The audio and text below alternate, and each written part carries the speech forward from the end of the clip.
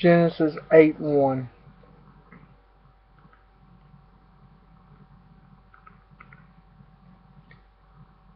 And God remembered Noah and all the beasts that were, and all the cattle that were with him in the ark. And God made a wind pass over the earth, and the waters subsided. You know, when we think everyone's forgot about us, God remembers. And God remembers and keeps His promises.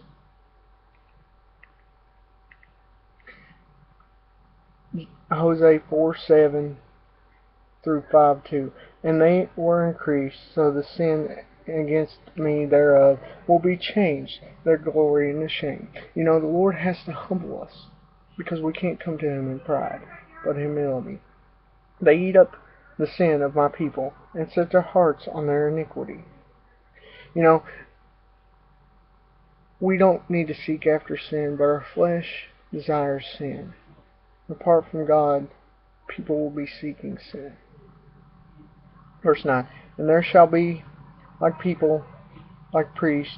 I will punish them for their ways, and reward them for their doings.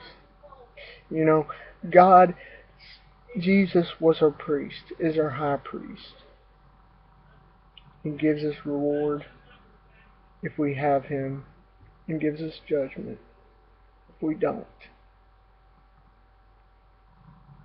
But He's a just Lord, and a gracious one. Verse 10. For they shall eat, and not have enough. They shall commit whoredom, and they shall increase, because they have left off to take heed to the Lord. The world will get its full. The world fills with sin. They know nothing but sin. Therefore, we shouldn't expect them to live as a church, because they are not the church. They don't got Christ. All they have is the sin they desire. Whoredom and wine, and new wine, take away the heart.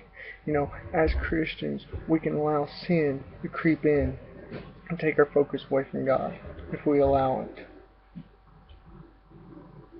My people ask and consult at their stocks, and their chaff declares unto them, for the spirit of the whoredoms has caused them and they have gone whoring from under their God.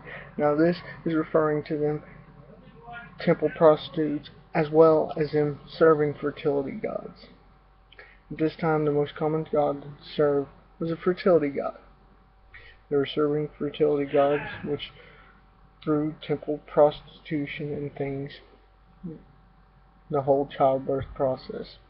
They sacrifice upon tops of mountains and burn incense upon hills, under oaks and palmers and elms, because the shadow thereof is good. Therefore your daughters shall commit whoredom, and your spouses shall commit adultery.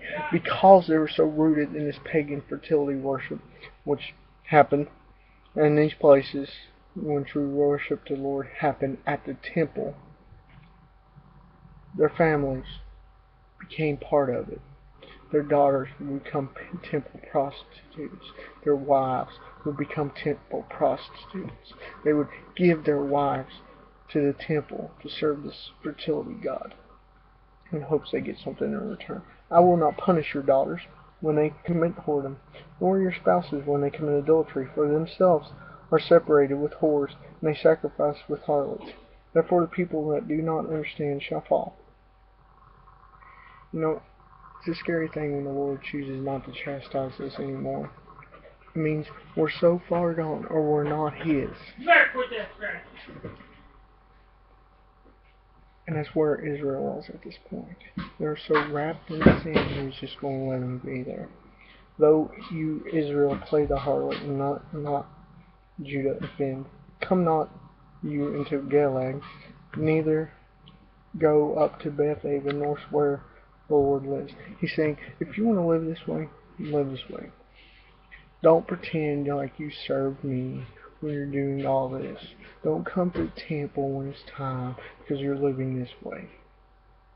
For Israel slides back as a backsliding heifer. Now the Lord will feed them as a lamb in a large place.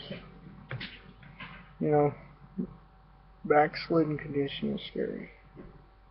But what needs to resolve it is coming back to the Lord. Ephraim is joined to idols. Let him alone.